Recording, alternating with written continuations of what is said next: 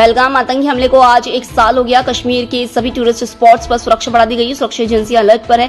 घाटी में काम करने वाले हर pony service provider local guide के लिए QR code based special checking system बनाया गया है। 22 अप्रैल 2025 को आतंकियों ने बेसरंग घाटी में घूमने आए सैलानियों पर अंधाधुंध गोलीबारी की थी।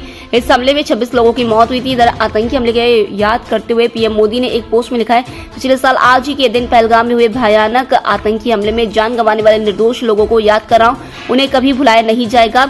एक राष्ट्र के तौर पर हम दुख हैं और संकल्प में एकजुट हैं। भारत आतंकवाद के किसी भी रूप के आगे कभी नहीं झुकेगा। आतंकवादियों के नापाक मंसूबे कभी कामयाब नहीं होंगे। चारधाम यात्रा के चौथे दिन बुधवार सुबह 8 बजे केदारनाथ धाम के कपाट विधिवत खोल दिए गए।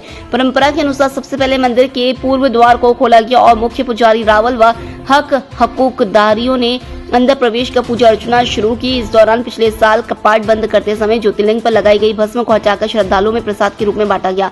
कपाट खुलने के मौके पर मुख्यमंत्री पुष्कर सिंह धामी ने धाम में पहुंचकर प्रधानमंत्री नरेंद्र मोदी के नाम की पहली पूजा कराई। वैदिक विधि विधान के साथ पूजा प्रक्रिया पूरी होने के बाद मंदिर के मुख्य द्वार अब आम श्रद्धालुओं के लिए खोल दिए गए और दर्शन शुरू हो गए हैं।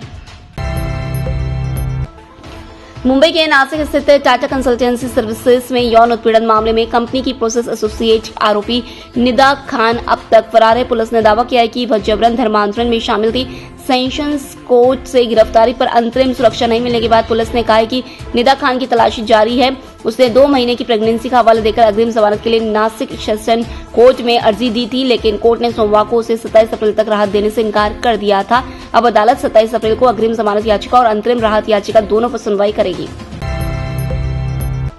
थाईलैंड के आओ नांग शहर में एक भारतीय टूरिस्ट और ट्रैवल ब्लॉगर सुमो को नस्लभेदी कमेंट का सामना करना पड़ा।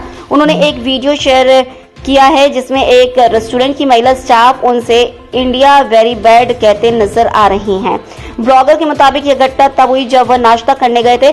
बिल में हल्की गड़बड़ी हुई, जिसके बाद अनुवाद के लिए महिला को बुलाया गया। जैसे ही उन्होंने अपनी राष्ट्रीयता भारत बताई, माहौल बदल गया और उन पर आरोप लगाया गया कि भारतीय पैसे नहीं देना चाहते। इसके बाद भारतीय टूरिस्ट ने पुलिस बुलाई। पुलिस के आने पर रेस्टोरेंट के मैनेजर ने माफी मांगी।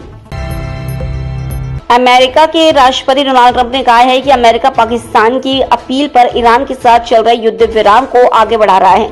हालांकि उन्होंने यह नहीं कहा कि यह कितने दिन के लिए बढ़ाया गया है। ट्रंप ने कहा कि ईरान में इस समय नेतृत्व और सरकार में एकजुटता नहीं है। ऐसे वक्त में पाकिस्तानी पीएम शहबाज शरीफ और आर्मी चीफ आसिम मुनीर ने उनसे ईरान पर कुछ समय तक हमले रोकने की अपील की, ताकि ईरान को साझा प्रस्ताव तैयार करने का वक्त मिल सके। ट्रंप ने कहा कि इस अपील को मानते हुए उन्होंने अमेरिकी सेना को फिलहाल हमला रोकने का आदेश दिया है। हालांकि सेना को पूरी तरह तैयार रहने को भी कहा गया है।